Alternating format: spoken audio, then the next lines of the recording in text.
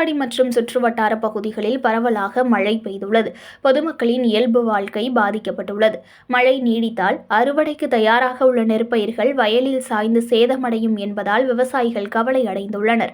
தெற்கு கடலோர தமிழகம் மற்றும் அதனை ஒட்டிய மன்னார் வளைகுடா பகுதியில் நிலவும் வளிமண்டல கீழடுக்கு சுழற்சி காரணமாக தமிழகத்தில் அடுத்த 5 நாட்களுக்கு லேசானது முதல் மிதமான மழை பெய்யக்கூடும் என வானிலை ஆய்வு மையம் தெரிவித்திருந்ததை தொடர்ந்து மயிலாடுதுறை மாவட்டத்தில் இன்று காலை முதல் பரவலாக மழை பெய்து வருகிறது. குறிப்பாக தரங்கம்பாடி மற்றும் சுற்றுவட்டார பகுதிகளான திருக்கடையூர், பொறையார், அனந்தமங்கலம், தில்லையாடி, செம்மனார்கோவில் உள்ளிட்ட பல்வேறு பகுதிகளில் மிதமான மழை பெய்து வருகிறது. இதனால் குளிர்ச்சியான சூழல் நிலவுகிறது. கடந்த 2 நாட்களாக தூறல் மழை பெய்து வந்த நிலையில் தற்போது மிதமான மழை பெய்வதால் பொதுமக்களின் இயல்பு வாழ்க்கை பாதிக்கப்பட்டுள்ளது.